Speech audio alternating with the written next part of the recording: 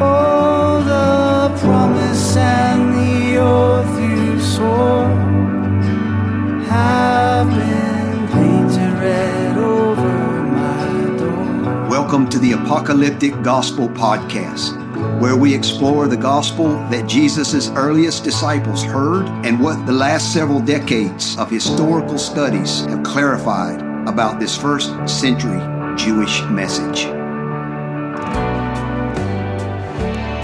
Well, listeners, welcome back to another episode of our show. We're really excited to have you today. And here we are, Season 3, guys. John and Bill, are you excited? I'm excited. Yep. Yeah, loving Season 3. Yeah. It's been great so far. Really, our goals for this season, as we've talked about this a little in the past, this is our season on the Tanakh.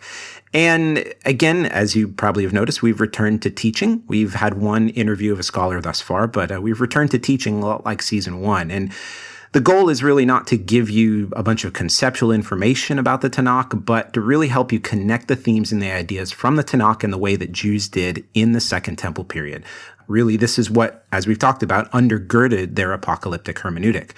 So really, our aim in this season is to work through the books and the main themes of the Tanakh. And we said this several episodes ago, and we're going to continue to say it, is really to give you, as a disciple of Jesus, confidence that if all you had was the Tanakh and some of the sayings of Jesus, you would in no way feel disadvantaged in preaching the gospel or discipling someone. And I just think that is such an important thing, because as we've talked about, that is really what the apostles of Jesus had in the first century. They had the Tanakh and the sayings of Jesus. None of the letters of Paul had been written. The book of Revelation had not been written. Mm-hmm. So with that said, guys, we are several episodes in here, and we started with Genesis. Yeah, so we looked at, kind of creation and the structure of the universe and how divine sovereignty was understood within that view of a plurality of heavens and how that plays forward in apocalyptic literature and the heavenly travels and how that was understood in light of the coming day of God and the judgment and a hope of a new heavens and new earth. And so all of that really rests on their view of creation in the first verse, the creative act of God. Yeah, and we touched on creation as a paradigm for redemption and how creation in a lot of Second Temple literature became like a paradigm for the redemption narrative. And as it was in the beginning, so it will be in the end. And so when we find in the book of Revelation, the last 3 chapters, a lot of this exact same imagery described in Genesis 1 and 2, it's no coincidence. It's because that's kind of how Second Temple Jews and of the apocalyptic persuasion saw redemption taking place. Yeah. So then we followed up on that episode on creation as a paradigm for redemption with 2 more episodes. One on Genesis 3, 6, and 11, where we looked at the curse and the Nephilim and the Tower of Babel, and really the important pattern of transgression and limitation and promise. And then that led us into an episode last week on Abraham and the redemptive narrative. Just how the context for Abraham was the Tower of Babel and God's choice or election of Abraham for a distinct role and purpose in redemptive history. And we saw that it would be through him and his family that the blessing would return to the nations. And we looked at some Second Temple literature as well and saw how that affirmed and further developed the role of Abraham's family to be the family that was chosen to lead the nations out of idolatry. And of course, that's precisely what we see playing out in the New Testament. So with all that said, guys, today, listeners, we have a very special treat for you. A special guest with us, Rabbi Dr. Joshua Berman.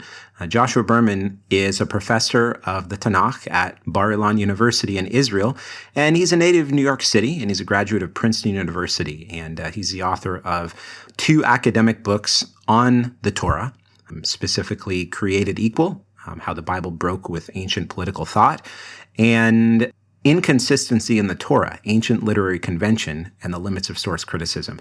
His articles in biblical theology and contemporary society have appeared in the pages of Mosaic Magazine and the Wall Street Journal.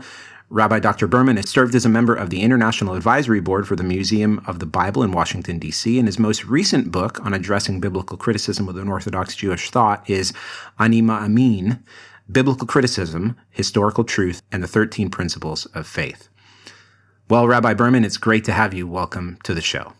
Well, thank you, Bill and John and Josh. I'm really humbled.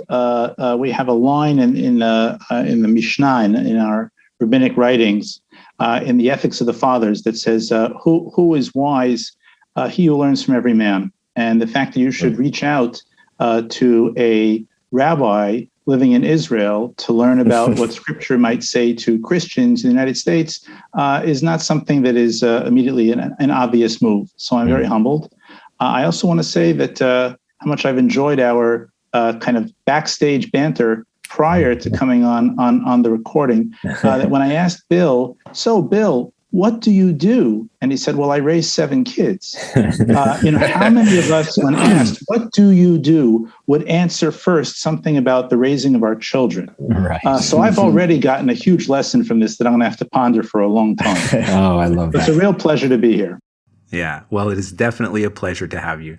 Well, let's get started just with a little bit of an introductory question here. It's just for our listeners who aren't familiar with your work and who you are. Why don't you tell us a little bit about yourself and what led you maybe to a career in academia, at the same time functioning in your role as a rabbi? Okay. So I'm American born. I was raised in the New York area. And after I finished my BA at Princeton, I made Aliyah, which means that I moved to Israel out of religious and Zionist and nationalistic motivations to come to the Holy Land, to be part of the Jewish people, and to come closer to the Almighty and His Word. I studied for a whole bunch of years in a yeshiva, that's a rabbinic seminary. But I found that whereas in yeshiva, most people are studying Talmudic texts, that I was more drawn to biblical literature. And I wanted to pursue this in a kind of rigorous way. And so I went into academia. That's really where I've had my home, at a place called Bar-Ilan University, for the past 25 years or so. And I would say that most recently, by this I mean the last decade or decade and a half, a lot of my work has been dedicated to, I think, helping people out there, good people of faith, men and women, Jews and Christians, which might be part of why I'm on this program today, to help deal with the questions that come from people of faith from critical biblical studies. If once upon a time, things like documentary hypothesis or no proof for the Exodus, this was all sort of the stuff that was in the academy. It was in the ivory tower. And many of us, many good, common people didn't have so much to do with that ivory tower. But today, all of these claims, you don't have to go to a university to get in touch with this stuff. In fact, it comes rolling out of your computer screen, whether you want it or not, because it's just ubiquitous out there, and there are no filters that filter it out. And so a lot of good people who want to serve the Lord in truth, and that means when they hear an intelligent question, they want an intelligent answer. And they know that to run away from questions is not going to be a strong faith, and it's not going to be the truth faith the Lord wants from us. So kind of being with half a world, I'm a rabbi and a professor, this seemed like a worthy calling to turn my efforts to try to help understand the gap, the chasm between academic understandings of the Bible and faith understandings of the Bible, in ways that help build a bridge of both intellectual and spiritual integrity. Yeah, I think that's such a important role that between being a rabbi and between being a professor, that I think is so critical, that so many can benefit from, because in so many ideas within faith, whether Jewish or Christian faith, that they remain kind of up in the clouds. I think of ideas and concepts of especially in the Christian world, where phrases and ideas, especially here in Texas among university students, where I primarily am spending time, where they're talking about ideas and concepts and they don't really understand what they mean or where they came from. And so, they'll talk to their pastor or their spiritual leader, and they'll get practical encouragement. But in terms of the connecting with the academic world or understanding, what those concepts or ideas actually mean, there's a massive lack of that here. And so to hear that this is what you're up to, and where I've personally benefited from your work in that sense as well, is just really encouraging. So yeah, that's great. Yeah, I'll just add to what I said before, Josh, that so much of what I do is inspired by my Christian colleagues. And I don't think that I'd be able to do the things that I do without my deep connection with those colleagues. I'm speaking of people, just the names that might be better known out there. Kenneth Kitchen, particularly Jim Hoffmeyer. These are, conservative Christian scholars who are serious scholars and serious men and women of faith. John mentioned his own teacher, Sandra Richter. And what I saw in these people that I don't have here in my own camp are role models of how to do this. That is to say, Jews have a long intellectual tradition, but it's been kind of in a ghetto of sorts. Not a ghetto behind walls, per se, of persecution, but a kind of a ghetto of the mind. That we are devoted to studying our Talmudic texts, mostly what you see behind me, and not so much engaging the wider intellectual discussions, and certainly not things about biblical criticism. Yeah. But because theology has always been done in a university setting in the Christian world, this is a natural kind of challenge that serious scholars and serious people of faith have gravitated to. And so, watching their model about how you don't have to give up your soul and give up your mind at the same time. This has been a huge blessing for me from my connections with those colleagues that I mentioned before. It's great. And my work, all of my work as a pastor. So I was raised as a missionary's kid. So I was raised in Central America, and so moving back to the States, I noticed this dynamic that the things that were filling all of the Christian churches were leading to a crisis moment for all of their young people, sometimes for their adults, specifically because there was no one engaging these conversations until they reached higher ed. And in higher ed, they just take delight in breaking these things down. And so I'm with Josh. That's kind of how I came across your work, was in the inconsistencies in the Torah. And so I think, for anybody who hasn't read any of Rabbi Berman's work, just really, really specifically, inconsistencies in the Torah for me is a good place to start. But specifically because a lot of those questions with engagement around critical scholarship, they happen sometimes too late, and it becomes really dangerous. So I love how you've engaged that. Yeah, so we're all fellow believers in the veracity of the Tanakh and its divine inspiration. And so maybe if you want to talk, Rabbi, about kind of do a little bit of overview of Wellhausen and JDP and some of the effects of that and your kind of criticism of that, your approach to that, the way you've kind of responded to those things that have largely have been widely accepted in the academy. And I remember, just comes to mind, Dr. Richter. I remember her talking about how basically Wellhausen developed out of the whirlpool of evolutionary thought in the late 19th century, and that it kind of developed at the last possible moment before archaeology confirmed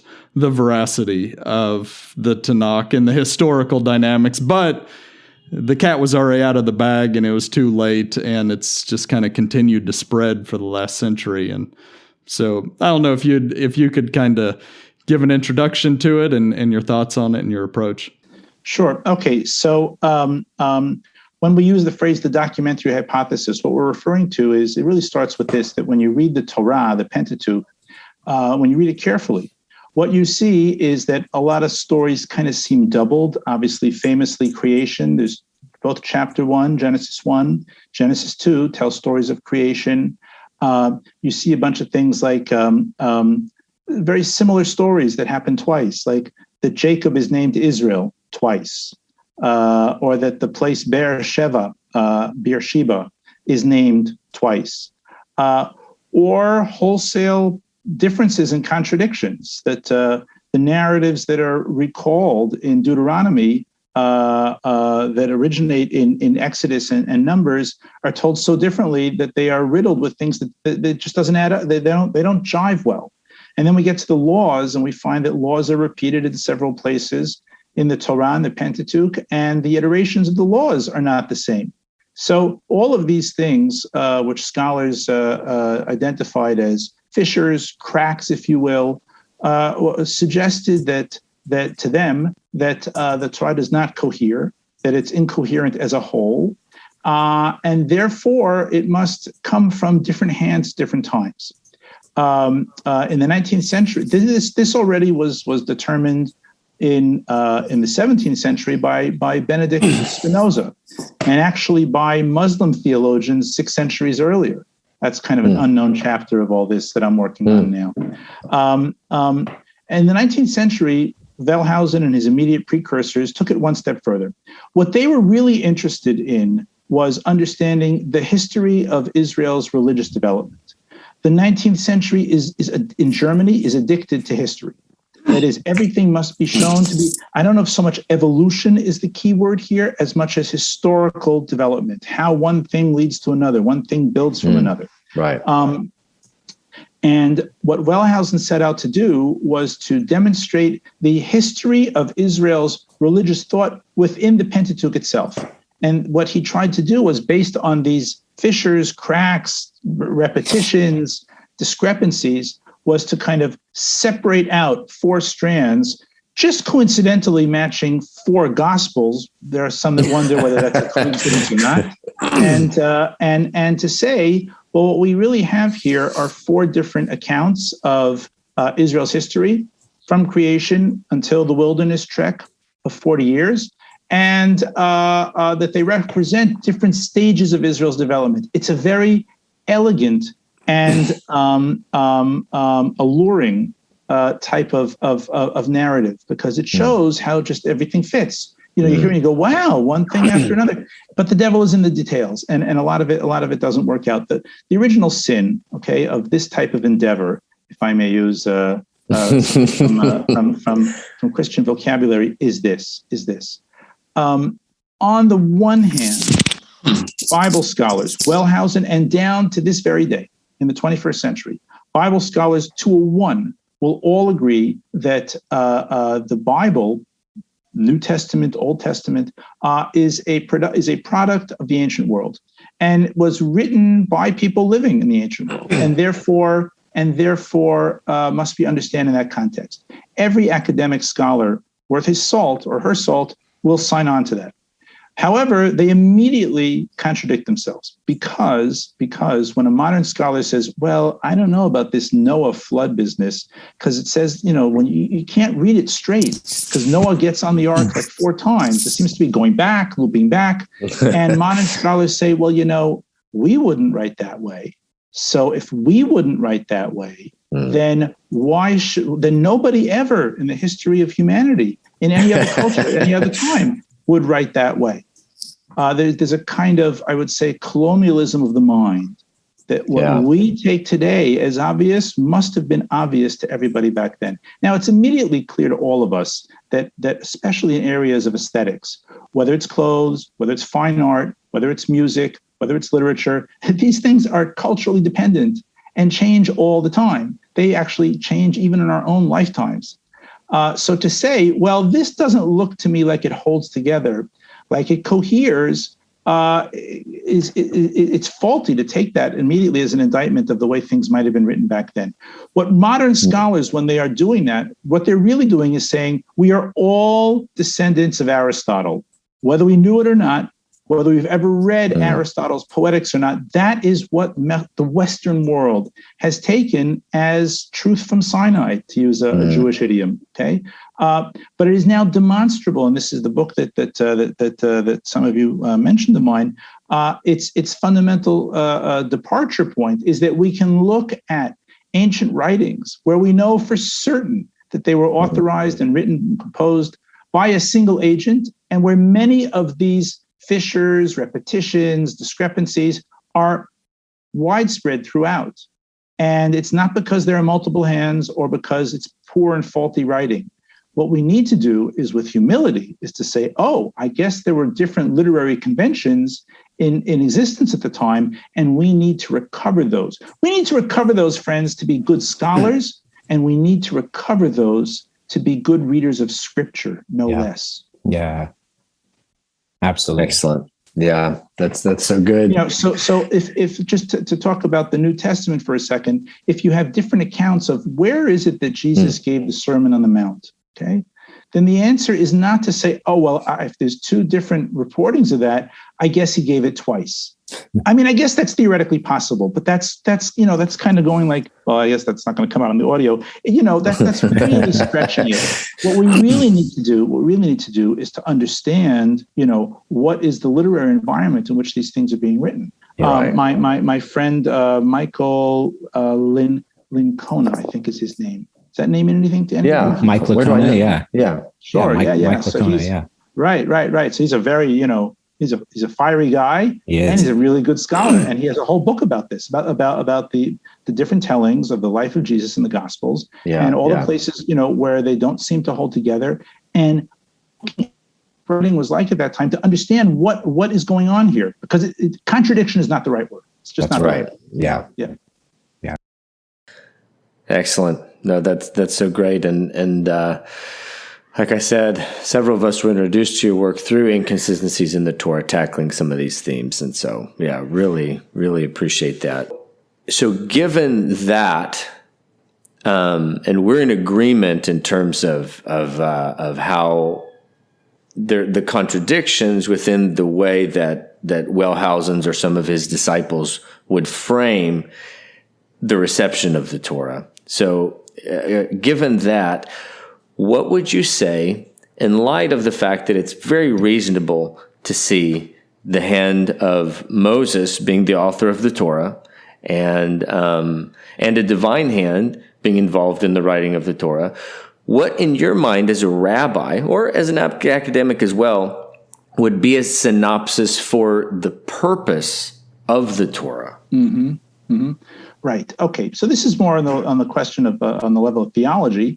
It's not an academic question, right? Because it's hard to get an academic answer to that in terms of Sure. Yeah. But as a man of faith, as a rabbi, I can speak only from my chair, from where I sit, what it all means to me. Yeah. I am fascinated by the fact that when the Almighty speaks to Abraham, we know nothing about him. That there is no mention of anything about Abraham's background, let alone righteousness, that would indicate why suddenly, out of nowhere, the Lord appears to him and gives him all these blessings and promises this type of future. I mean, with Noah, the story starts that Noah was righteous. That's why he's saved. Yeah. And that never happens with Abraham.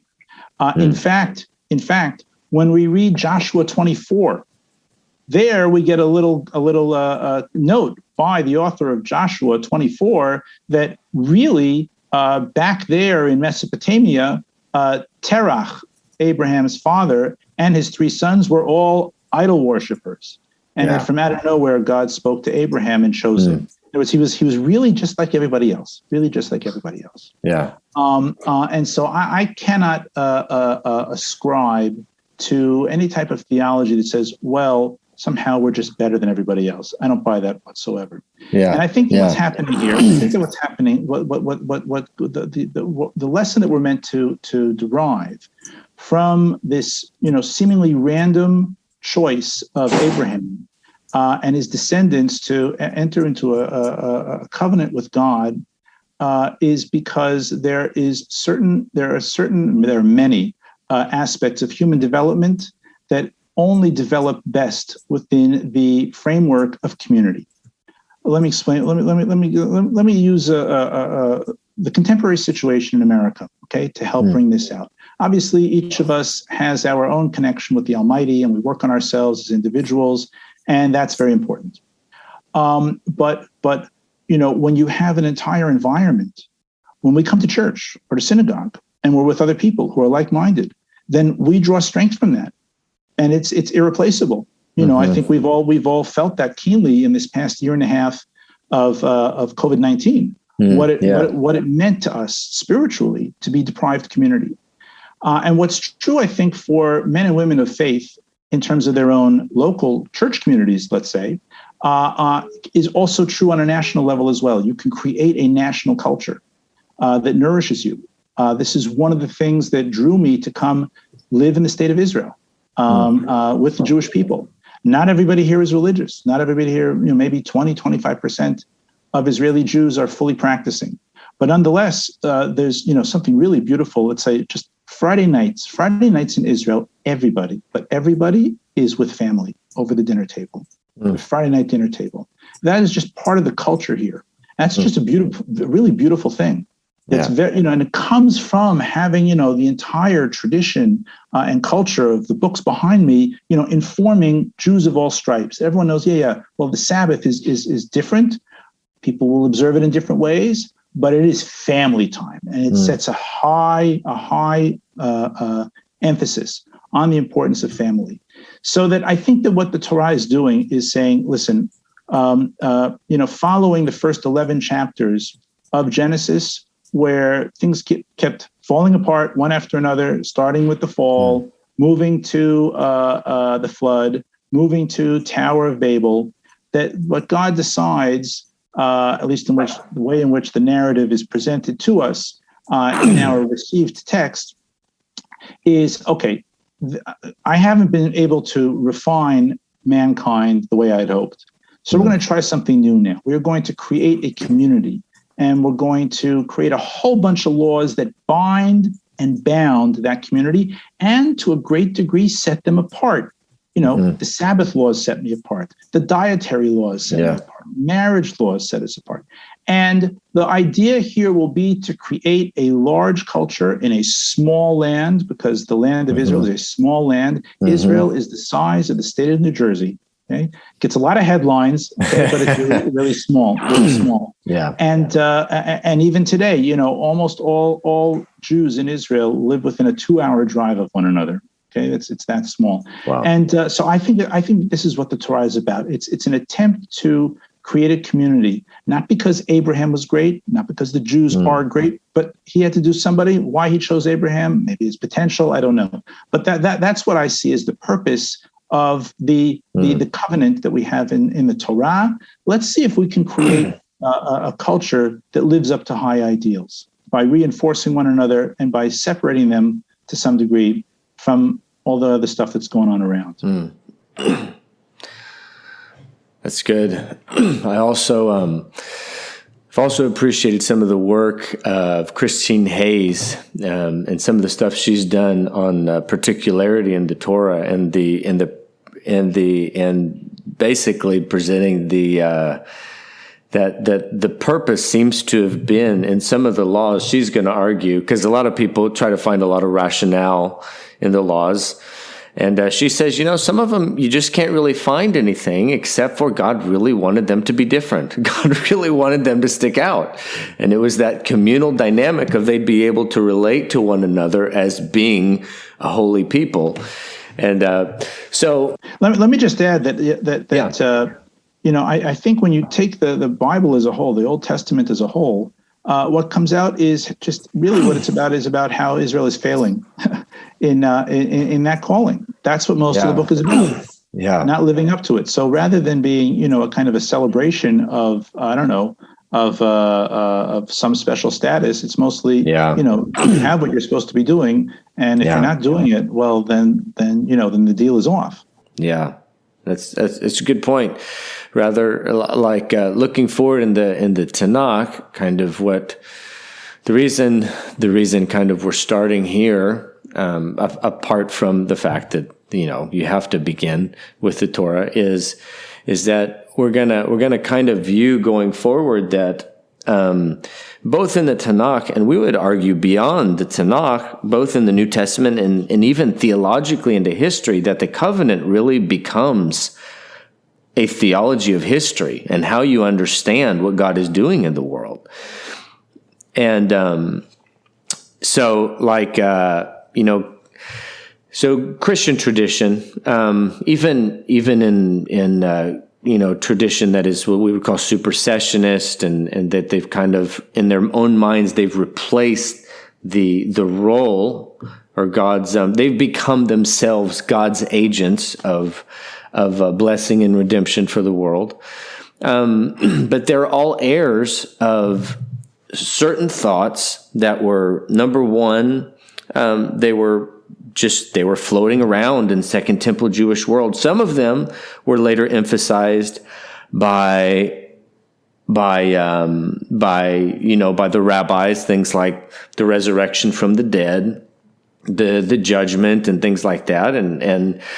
But there's what seems like is going on, in Christian tradition, is some of the particular ideas that were grabbed onto actually can really be traced back to election.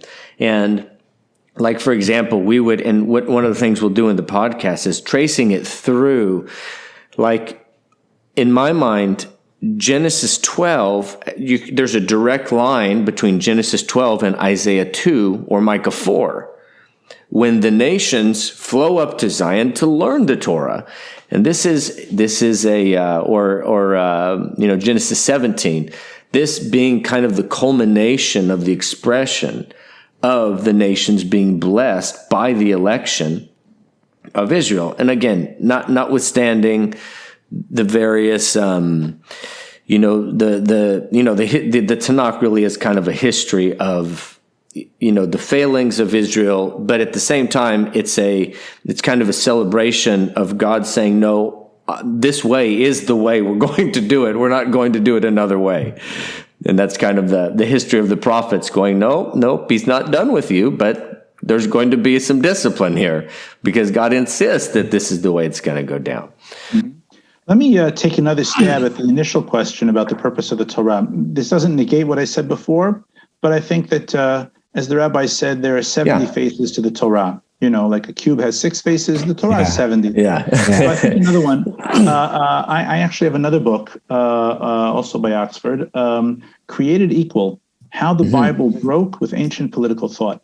And the Torah can be read as a first blueprint in the history of political thought that sought to do away or to attenuate, probably a better word, to kind of water down hierarchy and stratification in society, and to put a far greater emphasis on the common person.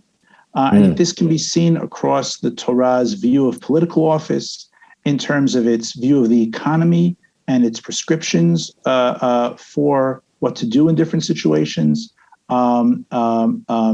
It's many aspects of its theology. All of this kind of flow together to create, and this was really a wildly radical idea because, in the ancient world, if you think of just like the type of world that we encounter in Genesis 48, the Joseph stories, there's a Pharaoh, and there's a Potiphar, and there's a Joseph, a slave, and everyone knows their station in life, and there's no such thing as social mobility, and it isn't even that they. Well, wow, we never thought of that. No, had you tried to explain to people back then, and this is true in Egypt or in Greece or anywhere else, this notion that we take as sacred, practically, of social mobility as a desideratum, they would have said, that is a recipe for anarchy. Only when people know their place will things be able to function properly. And so with no precursor whatsoever, and without serving any interested party, this isn't pro-Moses or pro-Aaron or pro-priests or pro-David or pro-Saul. The Torah comes up with this system that really sets us on the path towards what we call equality today. And it's not an accident that in the early modern period, political thinkers, especially in England and in the U.S., turned to the Torah specifically for their political ideas. There's a wonderful book by Eric Nelson at Harvard about this, about how the founding fathers and their parallels in England sought political wisdom from the Torah on these issues. That's great. So like I was hinting at before, so in our minds, what we see happening with the covenant, both Genesis 12, Genesis 17, as well as up in Exodus 20, is we see the election of what we would call, or like sometimes called in the Hebrew Bible, the elder brother. The older brother is chosen for the sake of the blessing of the whole household.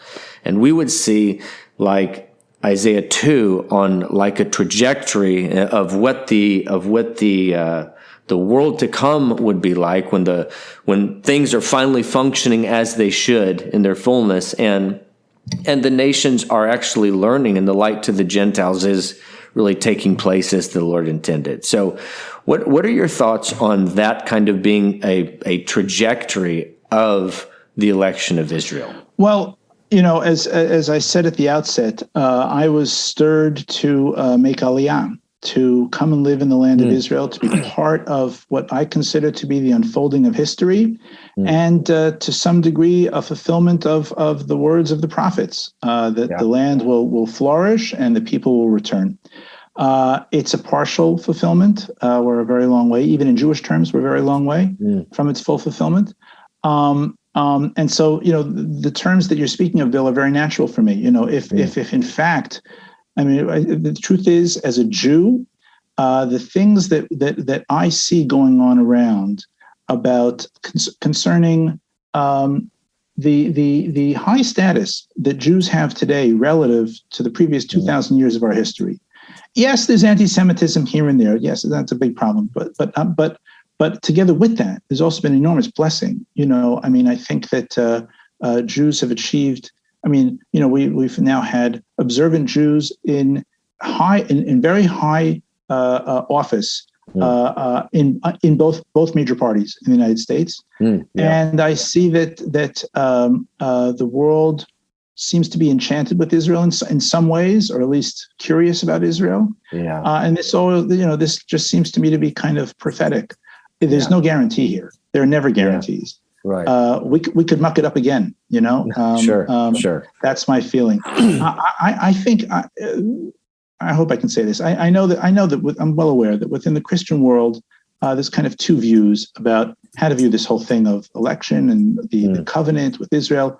One that says, well, that's all been abrogated. That was old and it didn't work, and God was fed up with that and moved on to a different model as laid out in the New Testament and in subsequent Christian writings. And then there's a second opinion that says, well, no, there is indeed a new covenant, but this was not meant to abrogate the old one, and the old one is still viable and valuable.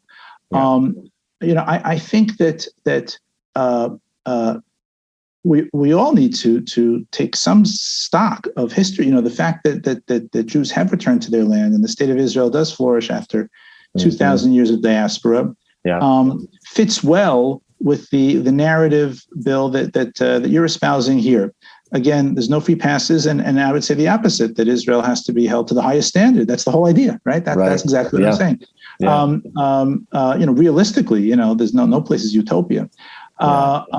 Those that still maintain, a fully supersessionist approach, and that really God has moved on from the Jewish people entirely. What do such people make of what's happened in the Holy Land over the last 75 years? Is it just an accident? Has God exited from the plan? So I think that those are just some of the thoughts that I have on that one. Yeah. Well, John and Bill, great questions today. Rabbi Berman, we are so thankful for your wisdom, for your humility, and for the way that you have just been so receptive and help us, this mutual blessing that we've been speaking about, to help us understand and help our listeners really connect with the larger purpose and the reason for the Tanakh and the Torah specifically, and really to help.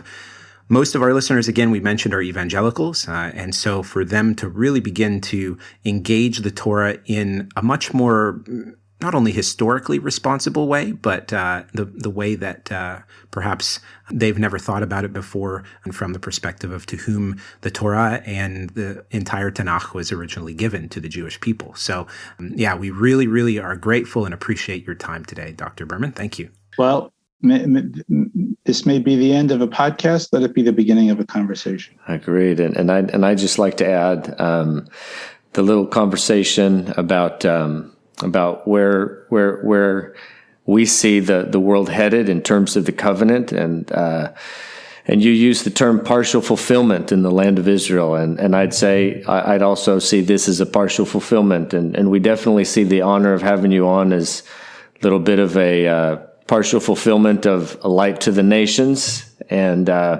we so appreciate you, just as how we think the phrase used in the scripture sometime as an older brother, and in your service to the Lord, and so it means a lot to have had you on, and I agree. The end of the podcast and the beginning of more to come.